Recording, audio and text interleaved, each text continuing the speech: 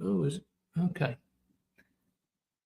Long delay until this starts to actually go live. I don't know why it's gone funny right at this stage. Please go live. Don't mess me about.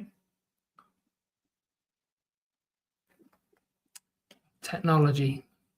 An error occurred. I have a button at the top of mine.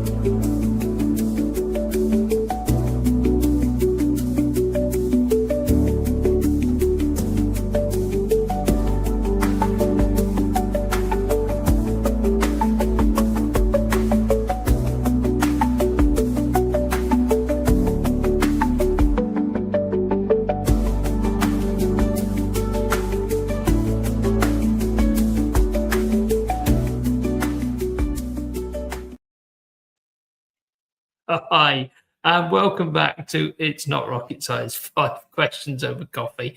I've got my coffee mug in front of me. Gwen, my guest today, has got hers.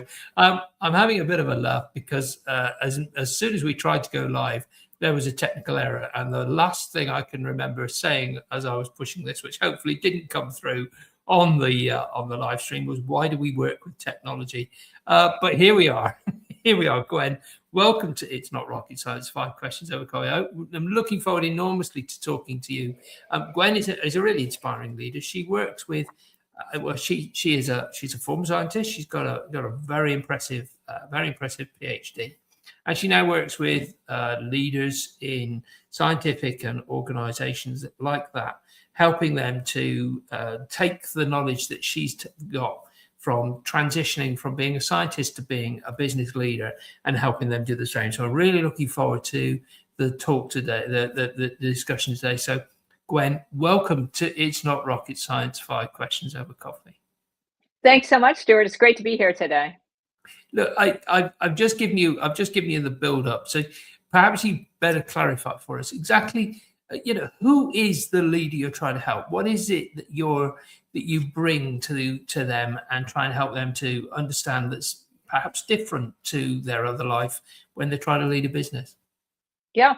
So I actually was really struck by the title of your podcast, which is It's Not Rocket Science, because that I work with rocket scientists who have become, or other brilliant scientists and engineers, everything from PhD biologists to aerospace engineers, AI designers, you name it, those folks who are highly trained as technical experts, who then, through no fault of their own, end up as leaders. Either they're trying to accomplish things as leaders, they end up heading a group. And those leaders need to so my ideal client is our leaders or organizations that have these rocket scientists, and those rocket scientists are key to the success of those organizations. So in practice, I work with growth stage biotechs and tech companies, government research labs, defense contractors, big pharma R&D groups, any place where technical leaders are essential for success, any place where you have these rocket scientists who are promoted into these leadership positions and need to now accomplish work through teams. And what is it about being a scientist which somehow doesn't quite prepare you? And I know the feeling myself as somebody that's gone through this. Doesn't quite prepare you for the business of leadership. What is it they've tried to do? What is the thing which they've been doing but somehow hasn't worked for them before they seek some expertise in somebody like yourself? Yeah, I think one of the biggest challenges when you are a technical expert is just not realizing how different leadership is, right? And that's why I love the name of your podcast. It's not rocket science, right? Both, you often use that phrase, not rocket science, to mean it's not difficult, which I think we would all agree leadership is hard, because otherwise you wouldn't have as many bad leaders out there as we have. Yeah. But that thing is it's not rocket science. It's not technical, right? Typically, the technical experts are promoted into leadership positions based on that technical or subject matter expertise. But then all of a sudden, suddenly, you become around, the best scientists and engineers become responsible for motivating and aligning teams.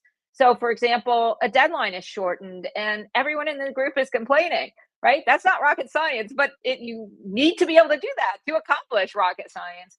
You need to navigate different conversations. For example, you have an underperformer. And again, it's not rocket science, but you can't have underperformers if you're going to make, rockets or technology or science. You can't have that. So how that's a different skill set. Influencing across the matrix, right?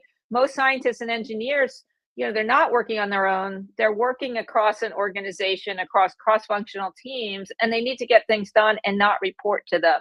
So that challenge is going from this technical expertise, which is very logical, all of a sudden walking into a very different set of expectations and needs around leading a group, influencing, negotiating, etc., that are fundamentally different skills. And I think that is often what is overlooked is that just because you're smart doesn't mean, just as you're smart at solving technical problems, doesn't mean that there aren't things that need to be learned about leadership. And sometimes that learning is a blind spot, isn't it? Because having spent a life being a technical expert and sometimes being lauded for that technical expertise, and in fact, people looking up to you because of that technical expertise, you don't understand why suddenly having to learn influencing skills is such a challenge. It becomes one of those, well, I just don't understand why things are just not working the way they used to. So do you find that a lot of the time you're dealing with people who are sort of confused as to why what they did yesterday isn't working for them today? Absolutely. It can be baffling. And one of the questions many technical experts have is, why was that person promoted and not me, right? Why are these people not doing? I was just talking to a leader last week who's like, I don't understand why everyone in my group science isn't the most important thing to them. It's the most important thing to me. And so I don't understand why it's not the most important thing to everybody else. I don't understand why those investors don't understand this data. It's so clear, why are they not investing, giving us support for this when it's so obvious what this data says. So, or it's, why is the team not performing when we need them to? So absolutely, there can be this confusion. And then one of the common mistakes is trying to apply the existing skill set for solving problems to these people problems. And so you want to come at it like, well, I'll just logically explain to my team why they need to do this. And then it doesn't work. And they're like, but I just explained logically why we should do this. And not realizing the complexity of leadership, of all of the non-logical features that go into somebody's decision and the dynamics of the team, and how you need to be able to navigate that as well to be a successful leader. Yeah, sure. And it's something that I think it's often not just the technical, it's not just relearning those sort of skills that haven't been taught before, but it's also having to understand that the technical skills now have to be passed to somebody else to do, doesn't it? The letting go, because you now need to lead an organization, but you can no longer be that bottleneck. The one person understands all of the technology. That can often be another bottleneck that such leaders need to sort of understand how they pass that knowledge down.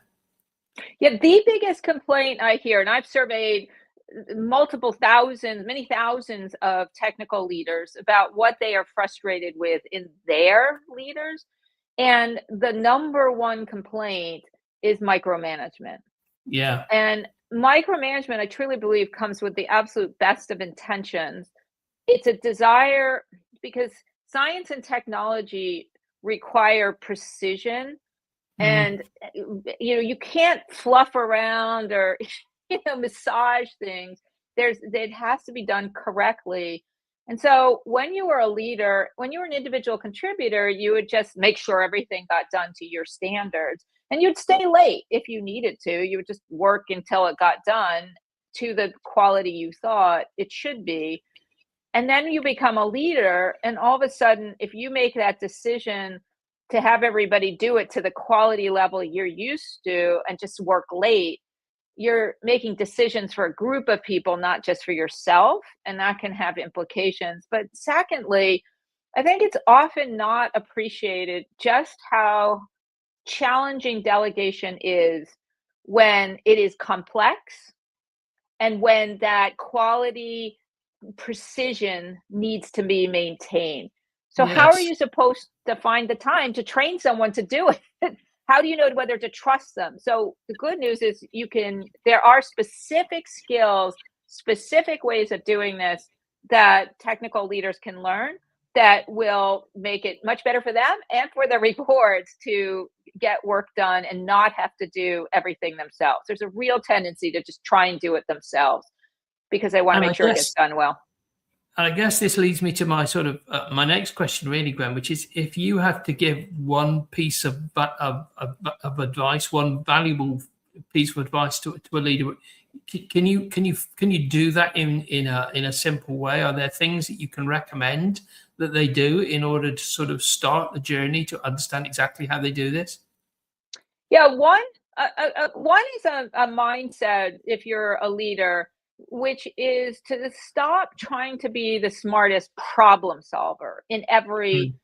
circumstance or every conversation and start asking better questions. And this is actually very relevant to delegation because you don't necessarily need to tell them exactly how to do things if you have the right questions to ask them. You ask them questions like, for example, how are you planning to do this? And that sounds really obvious, but without explicitly suggesting this, most of us don't do that. We just assume they either understand or they don't. Instead of getting more information about how the person we're delegating to plans to accomplish something, or just in general asking questions about what other people's intent is, what are you trying to accomplish here, asking the group what are our assumptions, even asking questions like what am I missing to folks. And asking questions is powerful. First of all, you learn more, right? You get better ideas and learn more. So that's just a basic. It also can really help leaders have to make a lot of decisions, and it can really help with decision overload for leaders. It can help distribute some of those decisions, but it also has this wonderful and surprising effect of getting more engagement and building stronger team ownership. Your team wants to do a good job, wants to contribute. So when you ask those kind of questions, not only are you learning from them, but they are able to contribute in a way that they feel more, they are more motivated and have more ownership on the project. So we've had a question come in from one of the people that's watching us at the moment, Gwen. I don't know if you can read it there on the screen, but what John wants to know is, do you think it's hard to get leaders to change their mind, to change direction once they've made up their minds? And yeah, that's an amazing question, and I think that really depends on the leader. I certainly have met leaders who struggle with being willing to change their minds. I mean, I've seen leaders across the spectrum. Some, the best leaders are willing to question their assumptions and revisit and look at things again. I've often found sometimes it's the more senior leaders, especially in the small growth companies I've seen, that can sometimes get very stuck in thinking that they're right, despite the evidence.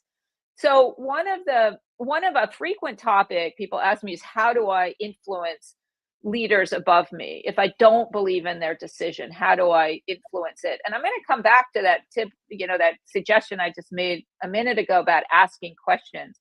One of the most powerful ways to change the opinion of somebody else is to ask them questions, and genuine questions, not challenging. Well, ask them, why did they choose? Like if you think they should have chosen A and they chose B, ask them, why did you choose B? Really want to understand your reasons.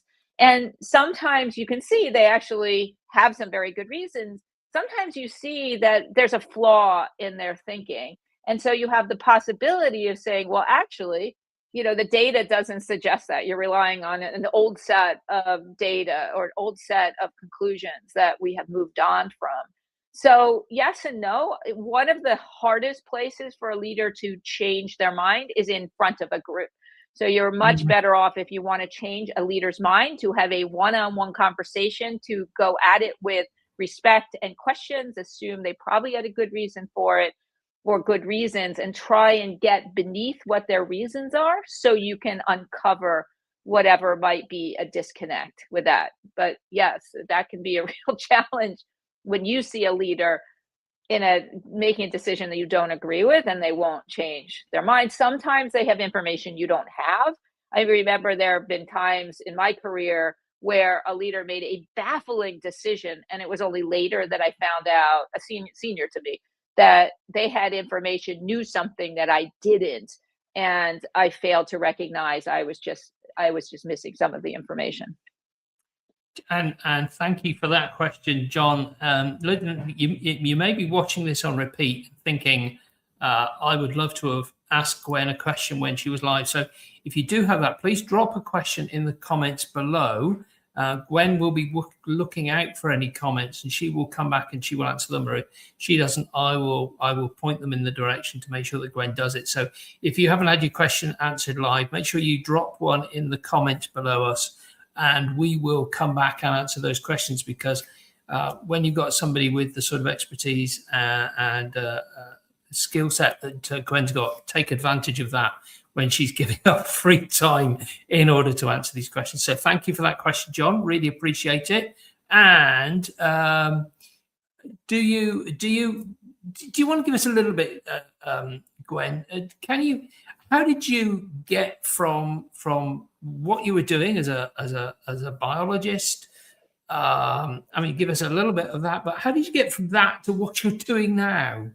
So Stuart, I was trained as a PhD scientist at MIT, did bench work, and at some point I realized the academic track was not my passion. It wasn't how I wanted to pursue it, and it took me a while to realize that one of the ways I am still a scientist at heart, and one of the things I became very aware of is that scientists, engineers, and no one essentially these days does their work entirely on their own. We are all working in groups, right? We're at the minimum, we're sharing data, we're sharing information, we're sharing equipment, we're sharing resources, we're sharing space, etc. As soon as you have a group performing a task or interacting interdependent with each other in any way, you start to have leadership issues. And what I saw when I began was that scientists and engineers think differently in many ways than many other folks. They're more logical, they're more fact-based, they want to know the reasons why, they want to have specific practical suggestions for how to accomplish them. And as a PhD scientist out of MIT and having had leadership experience, I realized this was a way that we could make a significant impact on science and improve the practice of science and technology, because they're very, very, they're obviously different. There are many overlapping issues there, that we could improve the practice of technology and science through better leadership practices that are targeted for specifically for working in a technical environment. So for example, there are many common solutions like build trust. And I'm like, you can't, if you tell a scientist or engineer build trust, it doesn't have meaning, right? Because none of us, first of all, it's not a well-defined term. Secondly, that doesn't involve specific suggestions. So I realized I had a unique perspective here of being a scientist and also being trained in leadership and being able to bring that message so that we could have better science and technology. and which will benefit us all. And I do believe it is having an impact in how we practice science and technology for the better. I know we've got a shot on screen of your book that you've written, and I know this is, and we will put a link to Gwen's book. But Gwen, do you want to give us just a highlight of what you tried to capture in your book before we come to another question from John? Oh yeah, so the book is Leadership for Scientists and Engineers. It came out about last year, and it is designed specifically. My goal here is that any scientist or leader who through no fault of their own ends up in a leadership position, that somebody hands them this book so that they understand what the expectations are. I've had it's got over 80 5-star reviews on Amazon. It's designed to be very readable. You can pick up any chapter, because that's how I like to take in information. There are many specific suggestions, many examples, many specific things to say and do in certain situations, but also perspective as to why certain things are important when you are a leader that are different than being an individual contributor, and why you have to think about it differently, why you have to learn new skills. What are some of the, communication? It's different when you're a leader. People hear you differently than when it's not. We will make sure that the link to Gwen's book is in the show notes for this show. But we've got another question from John. What kind of behavior do you think is the most important for a good leader or role model? And I'll not allow you to sort of spend the next 2 days answering that, because I think that's a really difficult thing to answer. Well, I think it's partly dependent on the organization, what you're trying to accomplish. So if you're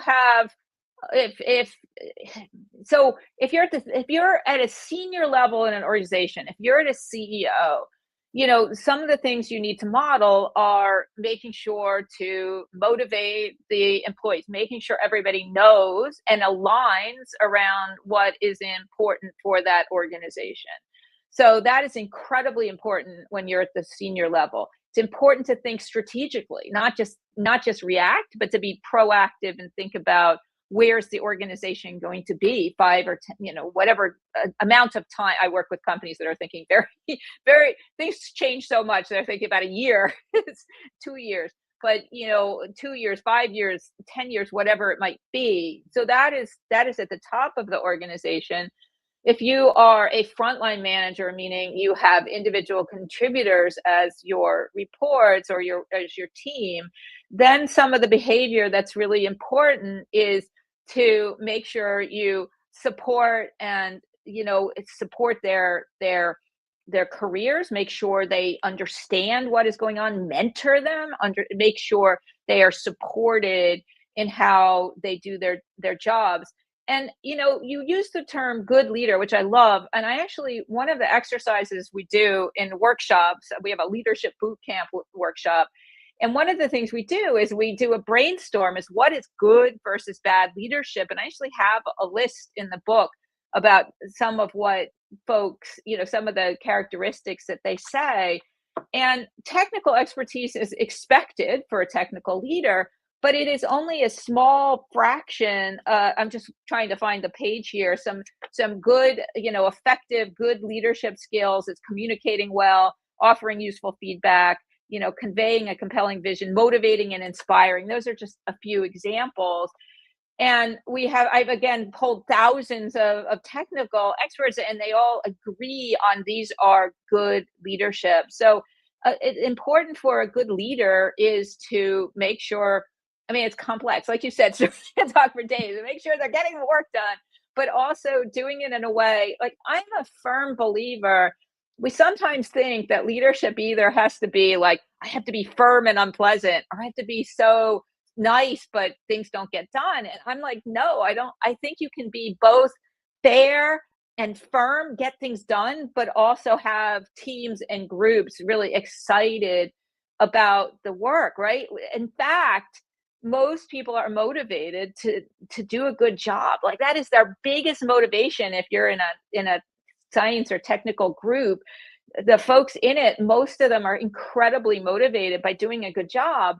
And the thing that's demotivating is when you can't do a good job. So one of the most important things a leader can do is make sure the team has the resources, the support, the information, the clarity, the feedback, etc., so that they can do a good job. And I think that is one of the aspects of good leadership. But again, I sort of wrote the whole book. I love the question is actually about good leadership, because just because you're promoted into a position doesn't mean you're a good leader, right?